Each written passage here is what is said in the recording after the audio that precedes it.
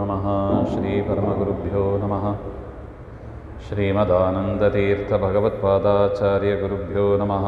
ಶ್ರೀ ವೇದವ್ಯಾಸಾಯ ನಮಃ. ನರಸಿಂಹೋऽಖಿಲಾಜ್ಞಾನಮತಧ್ವಾन्तದಿವಾಕರः ಜಯತ್ಯಮಿತಸಜ್ಞಾನಸುಖಶಕ್ತಿಭಯೋನಿಧಿः ವ್ಯಾಸಾಯ ಭವನಾಶಾಯ ಶ್ರೀಶಾಯ ಗುಣರಾಶಯೇ ಹೃದ್ಯಾಯ ಶುದ್ಧವಿದ್ಯಾಯ ಮಧ್ವಾಯ ಚ ನಮೋ ನಮಃ. ಪ್ರಥಮೋ ಹನುಮಾನ್ನಾಮ ದ್ವಿತೀಯೋ ಭೀಮ ಏವ ಚ ಪೂರ್ಣಪ್ರಜ್ಞಸ್ತೃತೀಯಸ್ತು ಭಗವತ್ಕಾರ್ಯಸಾಧಕಃ ಪೂಜ್ಯಾಯ ರಾಘವೇಂದ್ರಾಯ ಸತ್ಯಧರ್ಮರತಾಯ ಚ ಭಜತಾಂ ಕಲ್ಪವೃಕ್ಷಾಯ ನಮತಾಂ ಕಾಮಧೇನವೇ ದುರ್ವಾದಿಧ್ವಾಂತರವಯೇ ವೈಷ್ಣವೇಂದೀವರೇಂದವೇ ಶ್ರೀರಾಘವೇಂದ್ರಗುರವೇ ನಮೋ ಅತ್ಯಂತದಯಾಳವೇ. ಮೂಕೋಪಿ ಯತ್ಪ್ರಸಾದೇನ ಮುಕುಂದಶಯನಾಯತೆ ರಾಜರಾಜಾಯತೆ ರಿಕ್ತಃ ರಾಘವೇಂದ್ರಂ ತಮಾಶ್ರಯೇ. ಆಪಾದಮೌಲಿಪರ್ಯಂತಂ ಗುರುಣಾಮಾಕೃತಿಂ ಸ್ಮರೇತ್ ತೇನ ವಿಘ್ನಾಃ ಪ್ರಣಶ್ಯಂತಿ ಸಿದ್ಧ್ಯಂತಿ ಚ ಮನೋರಥಾಃ. ಶ್ರೀಗುರುಭ್ಯೋ ನಮಃ. ಹರಿ ಓಂ. ಸೃಷ್ಟಿಸ್ಥಿತ್ಯಪ್ಯಯೇಹ ನಿಯತಿದೃಶಿತಮೋ ಬಂಧಮೋಕ್ಷಾಶ್ಚ ಯಸ್ಮಾತ್ ಅಸ್ಯ ಶ್ರೀ ಬ್ರಹ್ಮರುದ್ರಪ್ರಭೃತಿಸುರನರದ್ವೀಷಶತ್ರುವಾತ್ಮಕಸ್ಯ ವಿಷ್ಣೋರ್ವ್ಯಸ್ಥಾ ಸಮಸ್ತಾಃ ಸಕಲಗುಣನಿಧಿಃ ಸರ್ವದೋಷವ್ಯಪೇತಃ ಪೂರ್ಣಾನಂದೋ ವ್ಯಯೋ ಯೋ ಗುರುರಪಿ ಪರಮಃ ಚಿಂತಯೇತ್ तं ಮಹಾಂತಂ.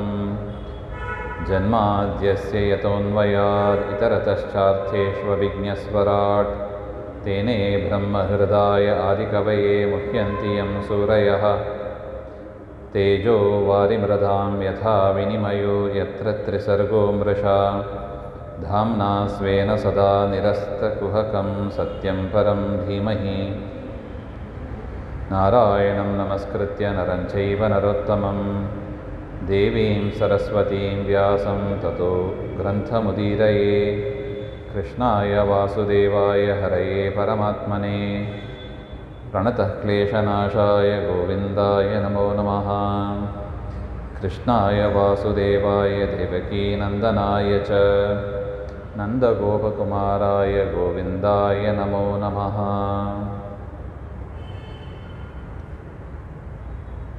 ಕುಂತಿದೇವಿಯ ಸ್ತೋತ್ರದಲ್ಲಿ ಮುಂದಿನ ಶ್ಲೋಕನೇ ಇದು.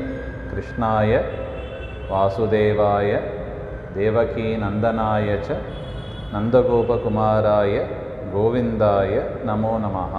ಹಾಗೆ ಅಂತ ಪ್ರಸಿದ್ಧ ಶ್ಲೋಕ ಇದು.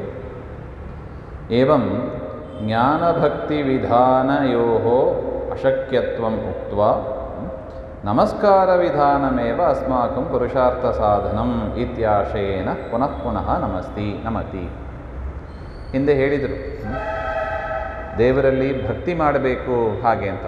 ಸನಕಾದಿಗಳು ಮಾಡ್ತಾರೆ. ಭಕ್ತಿಯೋಗ ವಿಧಾನಾರ್ಥಂ. ದೇವರಲ್ಲಿ ಭಕ್ತಿ ಮಾಡಿದರೆ ದೇವರು ಅನುಗ್ರಹ ಮಾಡ್ತಾನೆ. ಆದರೆ ನಾವೆಲ್ಲ ಸ್ತ್ರೀಯರು. ಕುಂತಿದೇವಿಯ ಮಾತು, ನಾವು ಸ್ತ್ರೀಯರಾದ್ದರಿಂದ ಅಷ್ಟು ಶಾಸ್ತ್ರ, ಅಷ್ಟು ದೃಢವಾದ ಒಂದು ಭಕ್ತಿ ಅದಾಗೋದಿಲ್ಲ. ಕಥಂ ಪಶ್ಯೇಮಹಿ ಸ್ತ್ರೀಯ ಹಾಗೆ ಅಂತ. ಮತ್ತು ಉಪಾಯ ಏನು ಹಾಗೆ ಅಂತ ಹೇಳಿದರೆ ನಮಸ್ಕಾರ ವಿಧಾನಮೇವ ಅಸ್ಮಾಕಂ ಪುರುಷಾರ್ಥ ಸಾಧನಂ. ನಮಸ್ಕಾರ ಮಾಡುವುದೇ ನಮಗೆ ದೊಡ್ಡ ಸಾಧನೆ ಹಾಗೆ. ದೇವರ ಮುಂದೆ ನಮಸ್ಕಾರ ಮಾಡುವುದೇ ನಾವು ಮಾಡತಕ್ಕ ದೊಡ್ಡ ಸಾಧನೆ ಅಂತ ಹೇಳಿ ಮತ್ತೆ ಮತ್ತೆ ದೇವರಿಗೆ ನಮಸ್ಕಾರವನ್ನು ಮಾಡ್ತಾ ಇದ್ದಾರೆ. ಕೃಷ್ಣಾಯ ವಾಸುದೇವಾಯ ದೇವಕೀನಂದನಾಯ ಚ ನಂದಗೋಪಕುಮಾರಾಯ ಗೋವಿಂದಾಯ ನಮೋ ನಮಃ. ಮತ್ತೆ ಮತ್ತೆ ನಮಃ ನಮಃ ಅಂತ. ಮುಂದಿನ ಶ್ಲೋಕವೂ ಹಾಗೇ ಇದೆ. ನಮಃ ಪಂಕಜನಾಭಾಯ ನಮಃ ಪಂಕಜಮಾಲಿನೇ ನಮಃ ಪಂಕಜನೇತ್ರಾಯ ನಮಸ್ತೆ ಪಂಕಜಾಂಗ್ರಯೇ ಹಾಗೆ ಅಂತ ಮುಂದಿನ ಶ್ಲೋಕವೂ ಹಾಗೆ ಇದೆ. ಈ ರೀತಿಯಾಗಿ ನಮಗೆ ಬೇರೆ ಮಾರ್ಗ ಇಲ್ಲ. ಏನು? ನಮಸ್ಕಾರ ಒಂದೇ ಮಾರ್ಗ. ಪ್ರಹ್ಲಾದರಾಜರು ನಮಸ್ಕಾರವನ್ನು ಹೇಳಿದ್ದಾರಾ? ನವವಿಧ ಭಕ್ತಿಯಲ್ಲಿ ಸೇರಿಸಿದ್ದಾರಾ ಹಾಗೆ ಅಂತ ಒಂದು ಪ್ರಶ್ನೆ ಬರ್ಬೋದು. ಯಾಕೆಂದರೆ ಭಕ್ತಿಯಿಂದ ಕೂಡಲೇ ಒಂದು ಪ್ರೀತಿ ಅಂತ ನಮಗೆ ಗೊತ್ತಿದೆ. ಆದರೆ ನಮಸ್ಕಾರವು ಕೂಡ ಭಕ್ತಿಯಲ್ಲಿ ಸೇರ್ತದಾ ಹಾಗೆ ಅಂದರೆ ಆ ಶ್ಲೋಕ ನೋಡಿ. ಶ್ರವಣಂ ಕೀರ್ತನಂ ವಿಷ್ಣೋ ಸ್ಮರಣಂ ಪಾದಸೇವನಂ, ಅರ್ಚನಂ, ವಂದನಂ ಬಂತು. ವಂದನಂ, ವಂದನ ಅಂದರೆ ಏನು? ವದಿ ಅಭಿವಾದನ ಸ್ತುತ್ಯೋಹೋ ಅಂತ ಎರಡು ಅರ್ಥ ಇದೆ. ಒಂದು ನಮಸ್ಕಾರ ಮಾಡುವುದು, ಇನ್ನೊಂದು ಸ್ತೋತ್ರವನ್ನು ಹೇಳೋದು. ವಂದನಂ ಬಾದು ಕೂಡ ನವವಿಧ ಭಕ್ತಿಯಲ್ಲಿ ಸೇರ್ತದೆ. ಅದರಿಂದ ನಮಸ್ಕಾರ ಮಾಡೋದಕ್ಕೆ ಏನು ಬೇಕಾಗಿಲ್ಲ. ಭಕ್ತಿ ಇಲ್ಲದೆ ನಮಸ್ಕಾರ ಮಾಡಲಿಕ್ಕೆ ಬರ್ತದಾ? ಇಲ್ಲ, ಭಕ್ತಿ ಇಲ್ಲದೆ ನಮಸ್ಕಾರ ಮಾಡಲಿಕ್ಕೆ ಬರೋದಿಲ್ಲ. ಅದರಿಂದ ಭಕ್ತಿಯ ಒಂದು ಅಂಗ ಏನು? ದೊಡ್ಡವರಿಗೆ ಮಾಡತಕ್ಕ ನಮಸ್ಕಾರ. ಆದರೆ ಹಿಂದೆ ಹೇಳಿದ್ದು ಭಕ್ತಿ ವಿಧಾನ ಮತ್ತು ಇಲ್ಲಿ ಹೇಳಿದ ನಮಸ್ಕಾರ ವಿಧಾನ ಎರಡಕ್ಕೆ ಏನು ವ್ಯತ್ಯಾಸ? ಮತ್ತೆ ಅಂದರೆ ಎಷ್ಟೇ ವ್ಯತ್ಯಾಸ, ನಾವು ನಮಸ್ಕಾರ ಮಾಡ್ತಾ ಮಾಡ್ತಾ ಏನಾಗಬೇಕು? ನಮಗೆ ಭಕ್ತಿ ಜಾಸ್ತಿಯಾಗಿ ಆ ಭಕ್ತಿಯೋಗ ವಿಧಾನ ಅಂತ ಏನು ಹೇಳಿದರು. ಭಕ್ತಿಯೋಗ ವಿಧಾನ ಅಂದರೆ ಏನು? ಉಳಿದ ಪದಾರ್ಥದ ಮೇಲೆ ಅಭಿಮಾನವನ್ನು ಕಳ್ಕೊಂಡು ಪರಮಾತ್ಮನಲ್ಲಿ ಸರ್ವತೋ ಅಧಿಕವಾಗಿ ಮಾಡತಕ್ಕ ಒಂದು ಪ್ರೀತಿ ಅಂತ ಹಿಂದೆ ಹೇಳಿದರು. ಅದು ಭಕ್ತಿಯೋಗ ವಿಧಾನ. ಹಾಗೆ ಅಂತ ದೇಹಾದಿ ಅಭಿಮಾನ್ಯ ಶೂನ್ಯ ಮನಸಾಂ ಹಾಗಂತ ಹೇಳ್ತಾರೆ. ಅದೇ ಭಕ್ತಿಯ ಮುಖ್ಯ ಲಕ್ಷಣ. ಭಕ್ತಿಯ ಲಕ್ಷಣ ಅಂದರೆ ಏನು? ದೇಹದ ಮೇಲೆ ಅಭಿಮಾನ ಬಿಡಬೇಕು. ದೇಹವನ್ನು ಎಷ್ಟು ಪ್ರೀತಿ ಮಾಡ್ತೀವಿ ಅದಕ್ಕಿಂತ ಅಧಿಕವಾಗಿ ದೇವರನ್ನು ಪ್ರೀತಿ ಮಾಡೋದು. ಆ ರೀತಿಯಾದ ಭಕ್ತಿಯೋಗ ನಮಗೆ ಹೆಂಗೆ ತಲುಪಲಿಕ್ಕಾಗ್ತದೆ? ಹಾಗೆಂದರೆ ಈ ಒಂದು ನಮಸ್ಕಾರ, ಸ್ತೋತ್ರ ಇವುಗಳನ್ನು ಪಠನೆ ಮಾಡಿ ಕೇಳುವುದರಿಂದ, ದೇವರಿಗೆ ಪ್ರದಕ್ಷಿಣೆ ನಮಸ್ಕಾರ ಹಾಕುವುದರಿಂದ ನಮಗೆ ಸಿಗ್ತದೆ. ಹಾಗೆ ಅಂತ ಉಪಾಯ ಇದೆ. ಯಾರಿಗೆ ನಮಸ್ಕಾರ? ನಮೋ ನಮಃ ಅಂತ ಇದೆ. ಯಾರಿಗೆ ನಮಸ್ಕಾರ? ಕೃಷ್ಣಾಯ, ಕೃಷ್ಣನಿಗೆ ನಮಸ್ಕಾರ. ಅಂದರೆ ಏನು? ಕೃಷ್ಣ ಅಂದರೆ ಏನು? ಹಾಗೆ ಅಂದರೆ ಕರ್ಷತಿ ಇತಿ ಕೃಷ್ಣ ಅಂತ ಹೇಳ್ತಾರೆ. ಕರ್ಷತಿ ಅಂದರೆ ಎಲ್ಲರನ್ನೂ ಕೂಡ ನಮ್ಮ ಕಡೆ ಎಳಿತಾನಂತೆ. ಉಡುಪಿಯಲ್ಲಿ ಕೃಷ್ಣನ ನೋಡಿದ್ರೆ ಸಾಕು, ನೋಡ್ತಾ ಇರ್ಬೋದು ಅಂತ. ಅಷ್ಟು ಆಕರ್ಷಕವಾಗಿದೆ ಆ ಪ್ರತಿಮೆ, ಅಲಂಕಾರ, ನೋಡ್ತಾ ಇರ್ಬೋದು. ಕರ್ಷತಿ, ಆಕರ್ಷತಿ, ಒಳ್ಳೆಯ ಆಕರ್ಷಕನಾಗಿ ಪರಮಾತ್ಮ ಇದ್ದಾನೆ ಅಂತ ಹೇಳ್ತಾರೆ. ತಿಮ್ಮಪ್ಪನ ನೋಡ್ತಾ ಇರ್ಬೋದು, ಎರಡು ಕಣ್ಣು ಸಾಲದು ಅಂತ ಅನ್ನಿಸ್ತದೆ. ಅಂತಹ ದಿವ್ಯ ಸನ್ನಿಧಾನ ತಿರುಪತಿಯಲ್ಲಿ ಇದೆ. ಹಾಗೆ ಅಂತ ಕೃಷ್ಣಾಯ ಹಾಗೆ ಅಂತ ಒಂದು ಅರ್ಥ. ಇನ್ನು ಕೃಷ್ಣ ಹಾಗೆ ಅಂದರೆ ಕಪ್ಪು ಬಣ್ಣದವ ಅಂತ ಅರ್ಥ. ಕಪ್ಪು ಬಣ್ಣದವ. ಹಾಗೆ ಕಲಿಯುಗದಲ್ಲಿ ವಿಶೇಷವಾಗಿ ಪೂಜೆ ಮಾಡತಕ್ಕ ರೂಪವನ್ನು ಕಪ್ಪು ಬಣ್ಣ ರೂಪದ ಕೃಷ್ಣವನ್ನು ಉಪಾಸನೆ ಮಾಡಿ ಅಂತ ಹೇಳಿದ್ದಾರೆ. ವಿಧಾನ ಮಾಡಿರೋದು ಹಾಗೆ. ಅದರಿಂದ ನಮಗೆ ಕೃಷ್ಣ ಅಂದರೆ ಯಾದವ ಕೃಷ್ಣ ಇರಬಹುದು, ವಾಸಿಷ್ಠ ಕೃಷ್ಣ ಇರಬಹುದು, ಅಂದರೆ ವೇದವ್ಯಾಸರು, ಎಲ್ಲವೂ ಕೂಡ ಕಪ್ಪು ರೂಪಗಳು. ಕಪ್ಪು ಅಂದರೆ ಇಜ್ಜಿಲನಂಥ ಕಪ್ಪು ಅಂತ ತಿಳ್ಕೊಂಬಿಡಬಾರ್ದು. ಕಪ್ಪು ಅಂದರೆ ಹೇಗಿರ್ತದೆ? ಹಾಗೆಂದರೆ ಮೋಡ ನೋಡಿ, ಮೋಡ ಇದೆ ನೋಡಿ, ಮೋಡದ ಕಪ್ಪು. ವಿದ್ಯಾಪ್ರಸನ್ನ ತೀರ್ಥರ ಒಂದು ಹಾಡಲ್ಲಿ ಹೇಳ್ತಾರೆ ನೋಡಿ, ಕುಣಿ ಕುಣಿಯಲೋ ಬಾಲ ಗೋಪಾಲ ನೀರದ ನೀಲ ಹಾಗೆ ಅಂತ ಹೇಳ್ತಾರೆ. ನೀರದ ನೀಲ ಹಾಗೆ. ನೀರದ ಹಾಗೆಂದರೆ ನೀರನ್ನು ತಂದು ಕೊಡತಕ್ಕದ್ದು ಯಾವುದು? ಮೋಡ. ನೀರದ ನೀಲ, ನೀಲ ಅಂದರೆ ಕಪ್ಪು ಅಂತ. ಮೋಡದಂಥ ಕಪ್ಪು ಬಣ್ಣದವ, ನೀರದ ನೀಲ ಹಾಗೆ ಅಂತ. ಕೃಷ್ಣ ಆ ರೀತಿಯಾಗಿ ಕಲಿಯುಗದ ಜನರು ಉಪಾಸನೆಗಾಗಿಯೇ ಮುಖ್ಯವಾಗಿ ಬಂದದ್ದು. ದ್ವಾಪರ ಯುಗದ ಕೊನೆಯಲ್ಲಿ ದೇವರ ಅವತಾರ ಮಾಡಿರೋ ಉದ್ದೇಶನೇ ಇದು. ಯಾರಿಗಾಗಿ? ದ್ವಾಪರ ಯುಗದ ಜನರಿಗೆ ಅಲ್ಲ. ಯಾಕೆ? ಮುಗಿತಾ ಬಂತು ಈಗ. ಆಗಾಗಲೇ ಕೃಷ್ಣ ಅವತಾರ ಮಾಡುವಾಗಲೇ ಅಂತ್ಯಕಾಲದಲ್ಲೇ ಅವತಾರ ಮಾಡಿದ್ದು, ದ್ವಾಪರದ ಕೊನೆಯಲ್ಲೇ ದೇವರ ಅವತಾರ ಮಾಡಿದ್ದು. ಆದ್ದರಿಂದ ಕೃಷ್ಣ ಅವತಾರ ಯಾವ ಯುಗಕ್ಕೆ? ಕಲಿಯುಗಕ್ಕೆ. ವೇದವ್ಯಾಸರು ಗ್ರಂಥಗಳನ್ನು ರಚನೆ ಮಾಡಿದ್ದು ಯಾವ ಯುಗದ ಜನರಿಗೆ? ಕಲಿಯುಗದ ಜನರಿಗೆ. ನಮ್ಮಲ್ಲಿ ದೊಡ್ಡ ಒಂದು ಆಕ್ಷೇಪ ನೋಡಿ, ಈಗ ನಡೀತಾ ಇರೋದು ಕಲಿಯುಗ. ಗ್ರಂಥಗಳೆಲ್ಲ ಬರೆದಿದ್ದು ಯಾರಿಗೆ? ಕೃತಯುಗದವರಿಗೆ. ಕೃತಯುಗದವರಿಗೆ ಬರೆದದ್ದನ್ನು ನಮ್ಮನ್ನು ಯಾಕೆ ಓದು ಅಂತ ಹೇಳ್ತೀರಿ? ಓದಲ್ಲ, ಹೋಗ್ರಿ ಹಾಗೆ ಅಂತ. ಆದರೆ ವಾಸ್ತವಿಕವಾಗಿ ಅದರ ವಿಚಾರ ಮಾಡಿದರೆ ಕೃಷ್ಣಾವತಾರ ಅಂದರೆ ವೇದವ್ಯಾಸರ ಅವತಾರ ಆದದ್ದೆಲ್ಲ ಯಾವಾಗ? ದ್ವಾಪರ ಯುಗದ ಕೊನೆಯಲ್ಲಿ ಆದದ್ದು. ಅದರಿಂದ ಆ ಭಾಗವತ, ಭಗವದ್ಗೀತೆ, ಮಹಾಭಾರತ, ವೇದಗಳ ವಿಭಾಗ ಮಾಡಿದ್ದು ಟಾರ್ಗೆಟ್ ಯಾರು? ಕಲಿಯುಗದ ಜನರೇ. ಕಲಿಯುಗದ ಜನರಿಗಾಗಿಯೇ ಬರೆದದ್ದು.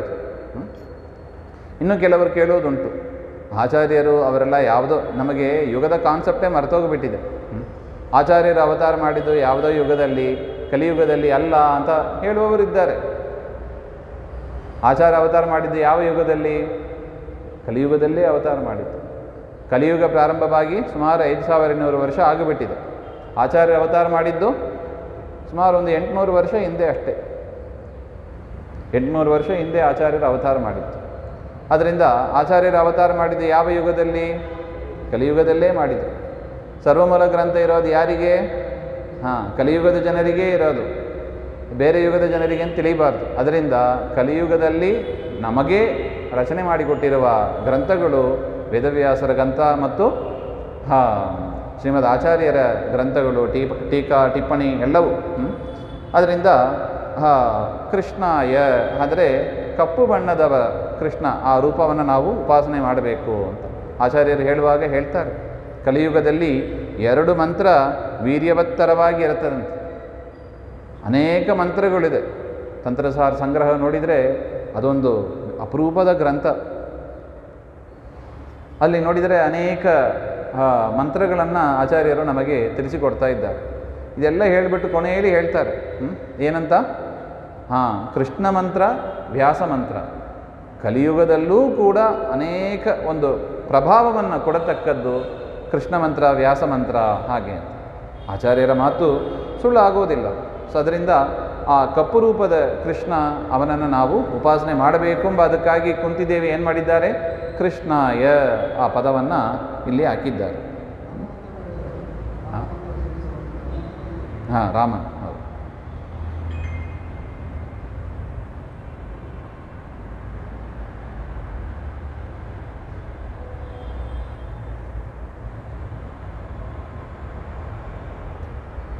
ಸೊ ಈ ರೀತಿಯಾಗಿ ಕೃಷ್ಣ ಹಾಗೆ ಅಂತ ನಾವು ಕೃಷ್ಣ ಅಂದರೆ ಯಾವ ಗುಣ ನಮಗೆ ಸ್ಮರಣೆ ಬರುತ್ತದೆ? ಒಂದು ಕರ್ಷತಿ, ಆಕರ್ಷಕನಾಗಿದ್ದಾನೆ ಪರಮಾತ್ಮ. ಕೃಷ್ಣನ ಚರಿತ್ರೆಯೂ ಅಷ್ಟೇ ಆಕರ್ಷಕವಾಗಿರುತ್ತದೆ. ಮತ್ತು ಕಪ್ಪು ಬಣ್ಣದವ, ಕಪ್ಪು ರೂಪದ ಕೃಷ್ಣವನ್ನು ಉಪಾಸನೆ ಮಾಡಬೇಕು ಅಂತ ಹೇಳಿದ್ದಾರೆ. ಇದು ಇಷ್ಟಾರು ನೆನಪಿರಬೇಕು ನಮಗೆ. ಕೃಷ್ಣ ಅಂತ ಶಬ್ದ ಕೇಳಿದ ಕೂಡಲೇ ಇದು ನೆನಪಿಗೆ ಬರಬೇಕು ಹಾಗೆ ಅಂತ. ಇನ್ನು ವಾಸುದೇವಾಯ ಅಂತ ಇದೆ. ವಾಸುದೇವ ಅಂದರೆ ಏನರ್ಥ? ವಂದೇ ವಂದ್ಯಂ ಸದಾನಂದಂ ವಾಸುದೇವಂ ಅಂತ ಆಚಾರ್ಯರು ಕೂಡ ವಾಸುದೇವ ರೂಪವನ್ನು ವಿಶೇಷವಾಗಿ ಉಪಾಸನೆ ಮಾಡ್ತಾರೆ. ಇನ್ನು ಬ್ರಹ್ಮದೇವರು ಕೂಡ ವಿಶೇಷವಾಗಿ ವಾಸುದೇವ ರೂಪವನ್ನು ಉಪಾಸನೆ ಮಾಡ್ತಾರೆ. ಯಾಕೆ? ಕೃಷ್ಣನೇ ವಾಸುದೇವ. ವಾಸುದೇವ ಅಂತ ರಾಮ ಅಂತ ಉಪಾಸನೆ ಮಾಡಬಾರ್ದೆ? ವಾಸುದೇವ ಅಂತ ಯಾಕೆ ಉಪಾಸನೆ ಮಾಡಬೇಕು? ಕೃಷ್ಣಾಯ ಆದ ಮೇಲೇ ಇದು ನೋಡಿ ವಾಸುದೇವಾಯ. ಹಾಗೆ ವಾಸುದೇವ ರೂಪವನ್ನು ಯಾಕೆ ಉಪಾಸನೆ ಮಾಡಬೇಕು? ಹಾಗೆಂದರೆ ಮೋಕ್ಷಪ್ರದೋ ವಾಸುದೇವ ಅಂತ ಹೇಳ್ತಾ ಇದ್ದಾರೆ. ಮೋಕ್ಷ ಕೊಡುವ ರೂಪ ಯಾವುದು? ವಾಸುದೇವ. ಹೌದಾ? ಮೋಕ್ಷಪ್ರದ ರೂಪ ವಾಸುದೇವನ? ಜನಾರ್ದನನು ಕೊಡ್ತಾನೆ. ಆದರೂ ವಿಶೇಷವಾಗಿ ದೇವರು ಸೃಷ್ಟಿಯ ಆದಿಭಾಗದಲ್ಲಿ 4 ರೂಪಗಳನ್ನು ತೆಗೆದುಕೊಂಡ ಅಂತ ಬರ್ತದೆ. ವ್ಯೂಹ ರೂಪ ಅಂತ ಕರೀತಾರೆ. ವಾಸುದೇವಾದಿ ವ್ಯೂಹ ರೂಪ ಅಂತ ಕರೀತಾರೆ. ಅಂದರೆ ಗುಂಪಾಗಿ ದೇವರ ಒಂದು ಅವತಾರಗಳು ಆಗಿದೆ. ಅವತಾರ ಅಂದರೆ ಏನು? ತಾನು ತೆಗೆದುಕೊಂಡದ್ದು. ಸೃಷ್ಟಿಯನ್ನು ಮಾಡಿ, ಬ್ರಹ್ಮಾಂಡವನ್ನು ಸೃಷ್ಟಿ ಮಾಡಿ, ತತ್ಪೂರ್ವದಲ್ಲಿ ಬ್ರಹ್ಮಾಂಡವನ್ನು ಸೃಷ್ಟಿ ಮಾಡಬೇಕು ಎನ್ನುವುದಕ್ಕೆ ಪೂರ್ವದಲ್ಲಿ ದೇವರು ತಾನು ಸ್ವೀಕಾರ ಮಾಡಿದ ಮೊದಲ ರೂಪ ಯಾವುದು? ವಾಸುದೇವ ರೂಪ ಅಂತ. ಯಾಕೆ? ಮೋಕ್ಷ ಕೊಡುವುದಕ್ಕೆ. ಅಂದರೆ ಬ್ರಹ್ಮಾಂಡದ ಸೃಷ್ಟಿ ಯಾತಕ್ಕಾದದ್ದು? ಮೋಕ್ಷವನ್ನು ಪಡೆಯೋದಕ್ಕೆ, ಮೋಕ್ಷ ಕೊಡೋದಕ್ಕೆ ನಾನು ಬ್ರಹ್ಮಾಂಡವನ್ನು ಸೃಷ್ಟಿ ಮಾಡಿದ್ದು ಅಂತ ಹೇಳ್ತಾ ಇದ್ದಾನೆ ದೇವರು. ಹೇಳಿದ್ದಿಲ್ಲ, ತಾನು ಮಾಡಿಯೂ ತೋರಿಸಿದ್ದಾನೆ.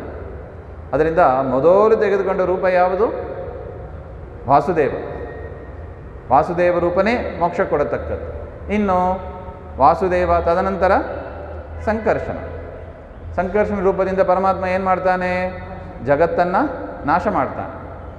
ವಾಸುದೇವ, ಸಂಕರ್ಷಣ, ಪ್ರದ್ಯುಮ್ನ.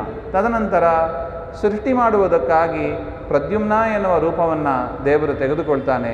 ರಕ್ಷಣೆಯನ್ನು ಮಾಡುವುದಕ್ಕಾಗಿ ಅನಿರುದ್ಧ ಎನ್ನುವ ರೂಪವನ್ನು ತೆಗೆದುಕೊಳ್ತಾನೆ. ಮೂಲರೂಪಿ ನಾರಾಯಣ ಅಂತ ಒಟ್ಟು 5 ರೂಪಗಳು ಇದೆ. ವಾಸುದೇವ, ಸಂಕರ್ಷಣ, ಪ್ರದ್ಯುಮ್ನ, ಅನಿರುದ್ಧ ಹಾಗೆ ಅಂತ.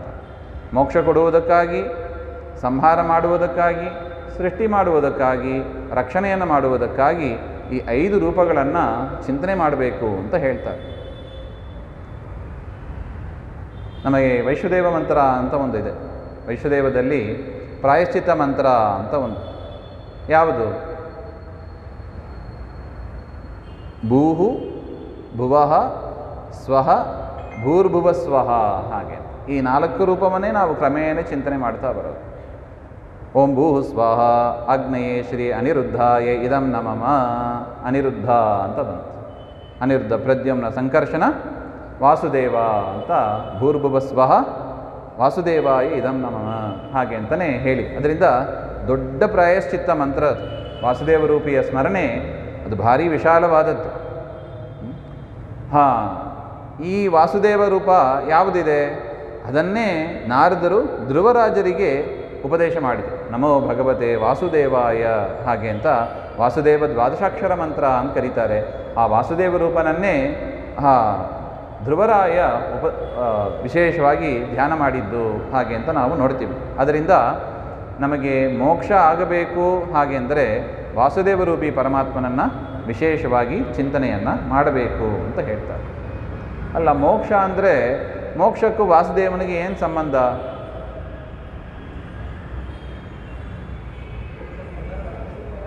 ಅದೇ ಮೋಕ್ಷಪ್ರದ ವಾಸುದೇವ. ಮೋಕ್ಷ ಕೊಡೋದಕ್ಕೂ ವಾಸುದೇವ ರೂಪಕ್ಕೆ ಏನು ಸಂಬಂಧ? ನಮಗೆ ಅರ್ಥ ಆಗೋದಿಲ್ಲ. ಅದಕ್ಕೆ ರಾಘವೇಂದ್ರ ಸ್ವಾಮಿಗಳು ಪ್ರಾತಃ ಸಂಕಲ್ಪ ಗದ್ಯದಲ್ಲಿ ಅದ್ಭುತವಾದ ಒಂದು ನಿರೂಪಣೆಯನ್ನು ಮಾಡ್ತಾ ಇದ್ದಾರೆ. ಅಂದರೆ ಬ್ರಹ್ಮದೇವರ 100 ವರ್ಷ ಆದ ಮೇಲೆ ಏನಾಗ್ತದೆ?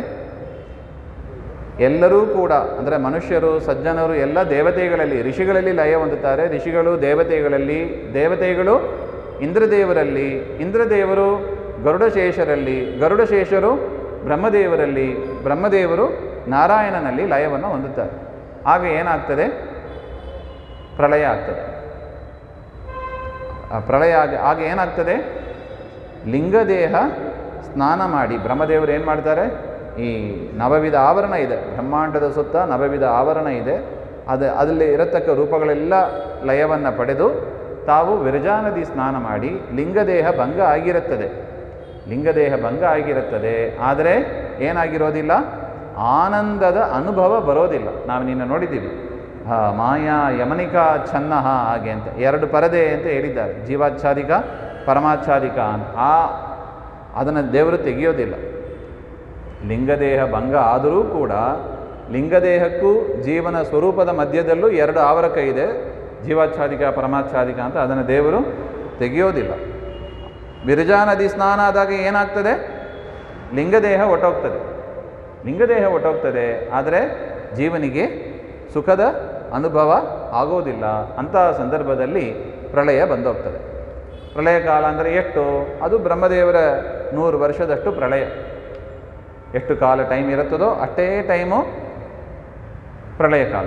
ಸುಮಾರು 87 ಕಾಲ ವರ್ಷಗಳು ಕಳೆದಾಗ, ಬ್ರಹ್ಮಮಾನ ಪ್ರಕಾರ 87 ಕಳೆದಾಗ ದುರ್ಗಾದೇವಿ ಪ್ರಾರ್ಥನೆ ಮಾಡ್ತಾರೆ. ಪರಮಾತ್ಮನನ್ನು ಎಬ್ಬಿಸ್ತಾರೆ ಲಕ್ಷ್ಮೀದೇವಿ. ಆಗ ಪರಮಾತ್ಮ ಎದ್ದು, ಅಂದರೆ ದೇವರೇನೋ ಮಲಗಿಬಿಟ್ಟಿದ್ದ, ಲಕ್ಷ್ಮೀದೇವಿ ಎಬ್ಬಿಸ್ಬೇಕು ಹಂಗೆಲ್ಲ ನೀವು ಚಿಂತನೆ ಮಾಡಬಾರ್ದು. ಯೋಗ ನಿದ್ರೆ ಅದು. ಸುಮ್ಮನೆ ಮಲಗಿದಂತೆ ದೇವರು ಇರ್ತಾನೆ ಅಷ್ಟೇ. ಹಾಗಿರುವಾಗ ಮಾಡಿ ಯಾರು ಲಿಂಗದೇಹ ಭಂಗ ಆಗಿರುತ್ತದೆ ಅವರು ಈ ವಾಸುದೇವರೂಪಿ ಪರಮಾತ್ಮನಲ್ಲಿ ಲಯವನ್ನು ಹೊಂದಿರ್ತಾರೆ.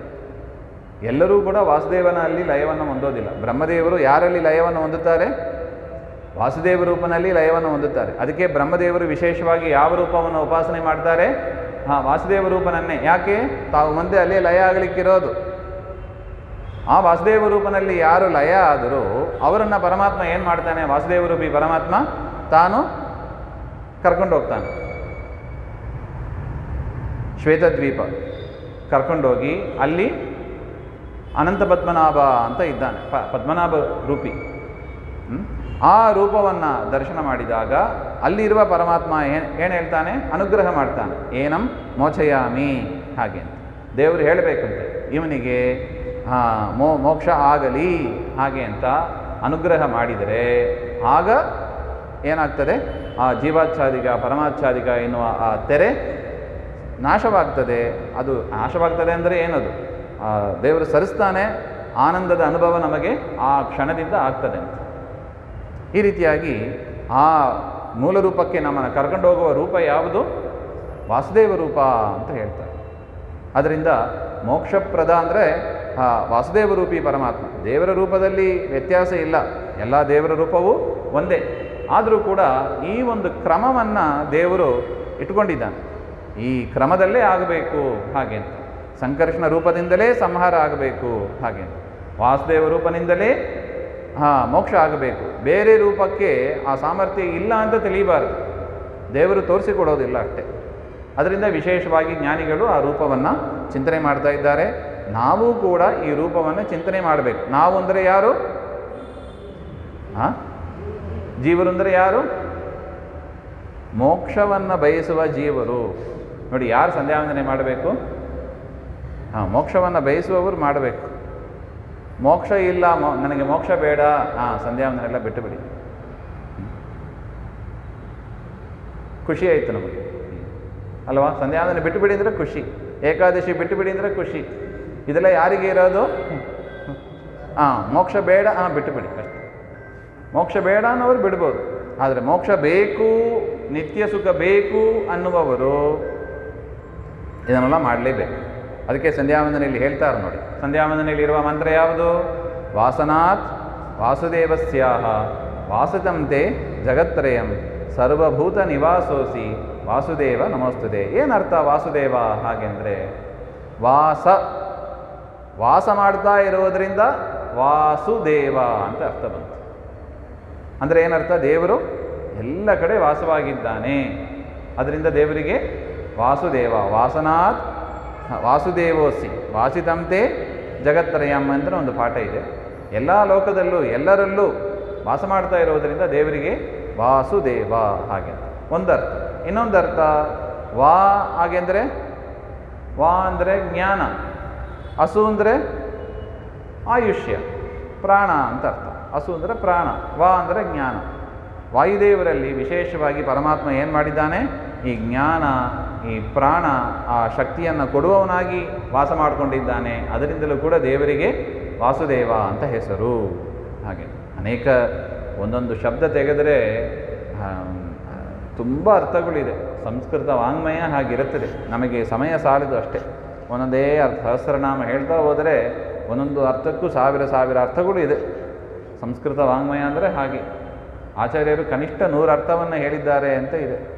ಸುಮಧ್ವ ವಿಜಯದಲ್ಲಿ ಹೇಳುವಾಗ ವಿಶ್ವಂ ವಿಷ್ಣು ಒಂದೊಂದು ಶಬ್ದಕ್ಕೂ 100 ಅರ್ಥವನ್ನು ಹೇಳ್ಕೊಂಡು ಕನಿಷ್ಠ 100 ಅರ್ಥ ಅಂತಾರೆ. ಮಿನಿಮಮ್ 100 ಅರ್ಥ, ಮ್ಯಾಕ್ಸಿಮಮ್ ಎಷ್ಟು ಇದೆಯೋ ಗೊತ್ತಿಲ್ಲ, ಅವರವರ ಬುದ್ಧಿಶಕ್ತಿಗೆ ತಕ್ಕಂತೆ ಇರುತ್ತದೆ. ಕೃಷ್ಣಾಯ ವಾಸುದೇವಾಯ. ಅದಾದ ಮೇಲೆ ದೇವಕೀ ನಂದನಾಯ ಚ. ದೇವಕೀ ನಂದನ, ದೇವಕೀ ನಂದನ. ನಂದನ ಅಂದರೆ ಏನರ್ಥ? ನಂದ ಅಂದರೆ ಆನಂದ ಅಂತ, ಸುಖ ಅಂತ ಅರ್ಥ. ನಂದಂ ನಯತಿ, ಆನಂದವನ್ನು ತಂದು ಕೊಡ್ತಾನಂತೆ. ಅದರಿಂದ ದೇವರಿಗೆ ಏನು ಹೆಸರು? ನಂದನ ಹಾಗೆ ಅಂತ. ನಂದನ ಅಂದರೆ ಸಂತೋಷವನ್ನು ತಂದುಕೊಡತಕ್ಕವನು ಅಂತ ಅರ್ಥ. ಯಾರಿಗೆ ಸಂತೋಷವನ್ನು ತಂದು ಕೊಡ್ತಾನೆ? ದೇವಕಿಗೆ. ದೇವಕಿಗೆ ಸಂತೋಷವನ್ನು ತಂದುಕೊಡೋದ್ರಿಂದ ಏನರ್ಥ ಬಂತು? ದೇವಕಿ ನಂದನಾಯ ಚ. ಅಲ್ಲ, ದೇವಕಿಗೆ ಯಾಗ ತಂದು ಕೊಡಬೇಕು? ಯಾರವಳು ದೇವಕಿ ಹಾಗೆಂದರೆ? ಅದಿತಿ ದೇವಿ. ಕಶ್ಯಪ ಅದಿತಿಯೇ ವಸುದೇವ ದೇವಕಿಯರಾಗಿ ಅವತಾರ ಮಾಡಿರೋದು. ಅದಿತಿ ಅಂದರೆ ಯಾರು? ದೇವತೆಗಳ ತಾಯಿ.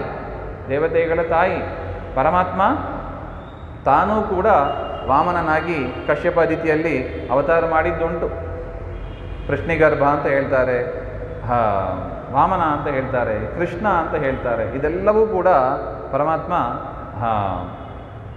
ದೇವಕಿ ಅಂದರೆ ಅದಿತಿಯಲ್ಲಿ, ಕಶ್ಯಪ ಅದಿತಿಯಲ್ಲಿ ಮಾಡಿದ ಅನುಗ್ರಹ ದೇವ. ಅದರಿಂದ ಒಂದು ತನ್ನ ಭಕ್ತರು ದೇವರಿಗೆ ತನ್ನ ತಾಯಿ ಅಂತ ಹೇಳೋದಕ್ಕಿಂತ ಮುಖ್ಯ ಯಾವುದು?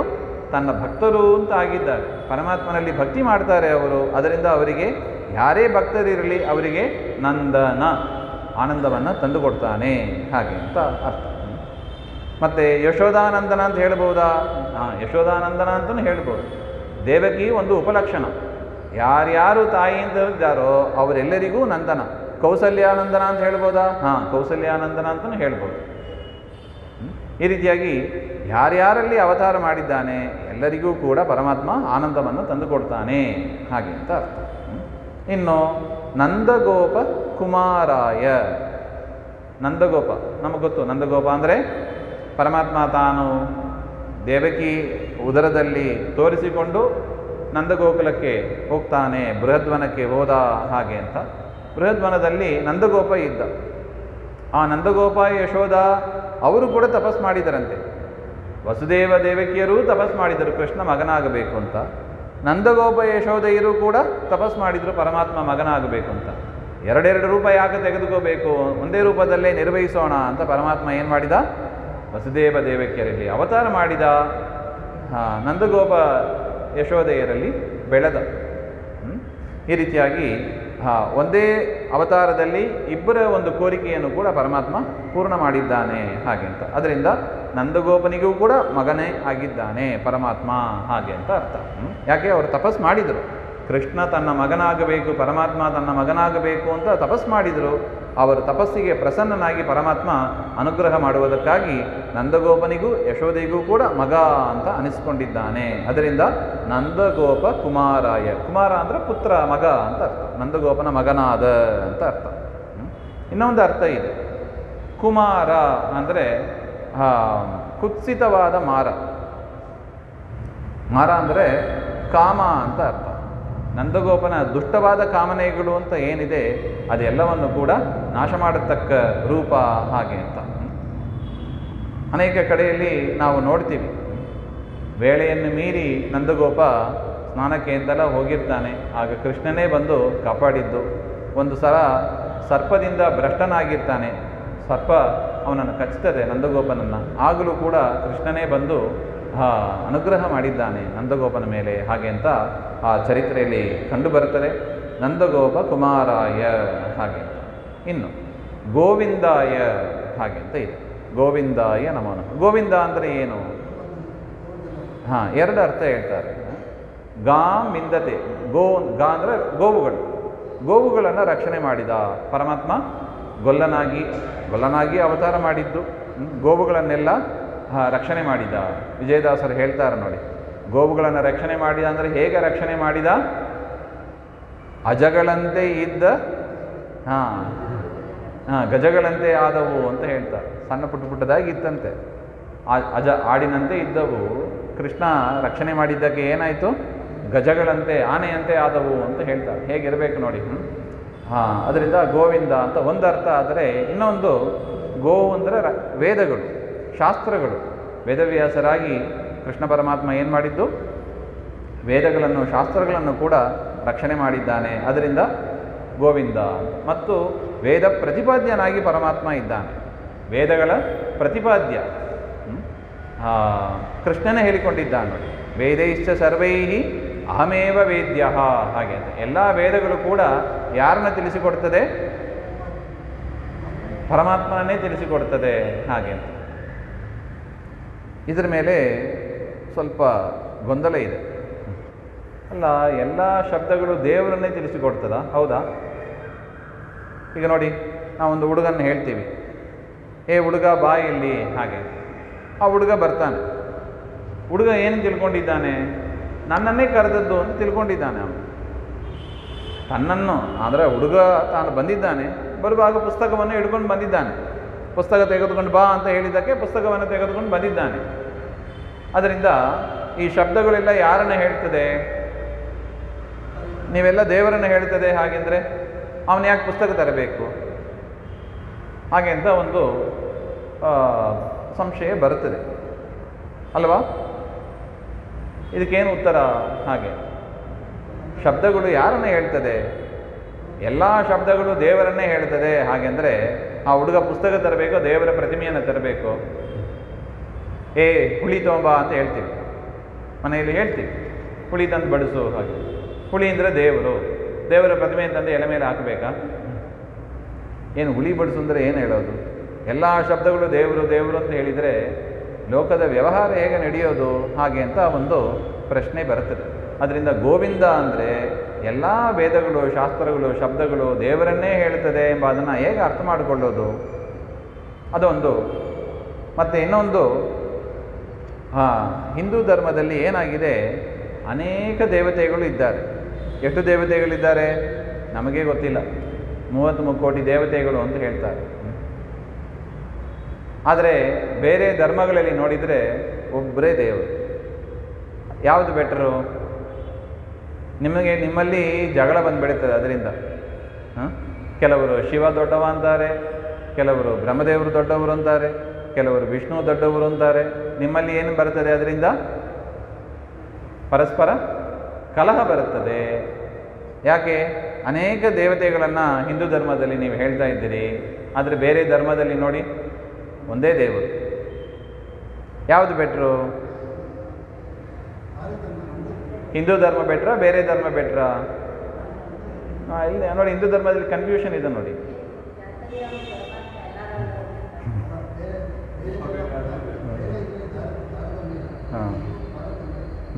ಬೇರೆ ತಾರತಮ್ಯ ಇಲ್ಲ ಅಂತ ಹೇಳಬೇಡಿ.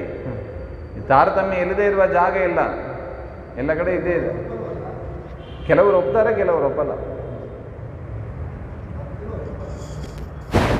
ಈಗೇನು ಹೇಳಬೇಕು? ಎಲ್ಲರ ಅಂತರ್ಯಾಮಿ ಇರುವವ ಒಬ್ಬನೇ. ಹಾಗೆ ಎಲ್ಲರ ಅಂತರ್ಯಾಮಿ ಇರುವ ಒಬ್ಬನೇ ಸರಿ ಇದೆ, ಆದರೆ ಎಲ್ಲರಲ್ಲಿ ಅಂತರ್ಯಾಮಿಯಾಗಿರೋದು ಯಾರು? ಶಿವನೇ. ಶಿವನೊಳಗೂ ಅವನೇ. ಅವರೇನು ಹೇಳ್ತಾರೆ?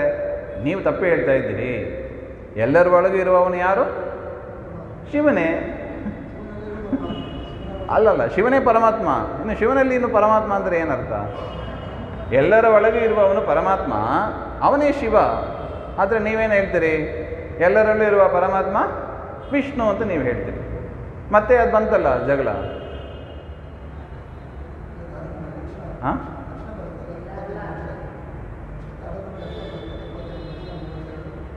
ತಾರತಮ್ಯ ಯಾರು ಹೇಳಿದ್ದು? ನಮ್ಮ ದಾಸರು ಹೇಳಿದ್ದು. ಅವರಲ್ಲಿ ದಾಸರು ಇದ್ದಾರೆ. ಅವ್ರ ದಾಸರು ಏನು ಹೇಳ್ತಾರೆ? ಶಿವದಾಸರು ಇದ್ದಾರೆ. ಏನು ಹೇಳ್ತಾರೆ? ಶಿವನನ್ನು ಮೊದಲು ಇಟ್ಕೊಂಡು ಮಿಕ್ಕಿದವ್ರನ್ನೆಲ್ಲ ಆಮೇಲೆ ಹೇಳ್ತಾರೆ.